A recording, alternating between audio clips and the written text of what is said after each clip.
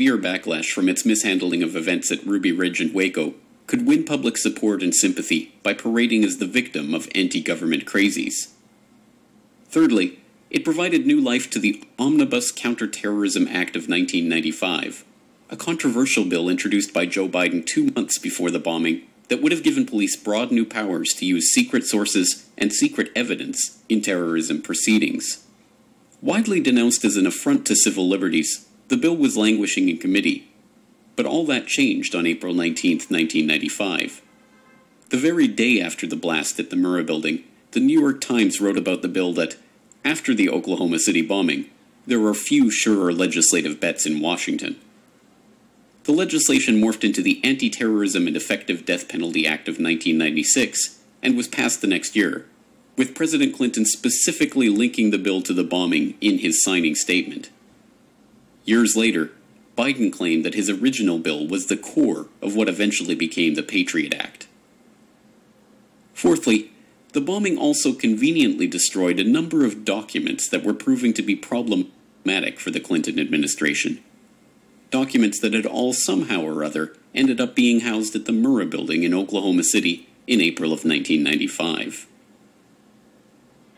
Day 1, hour 2 of the bombing, the most significant event that happened is when they said they found other bombs in the building. The second most significant event was when they moved everybody back and held them back. There were still people alive trapped in the building, but they came in with 2 trucks and backed them up to the Murrah Building, and a bunch of these guys dressed in blue jackets with no letters on the back started taking boxes of files out and putting them on this truck. We were told by a blonde female agent that there were files so serious to the government that until those files were located, there would not be any recovery effort. If you remember the Whitewater investigation in Arkansas, all the paperwork was stored in the Murrah Building. They had FBI agents over in the fields to the west of the Murrah Building picking up paper almost all day long. And it was during this time that early in the investigation that I started receiving some various phone calls. One of them was a phone call from Little Rock, Arkansas.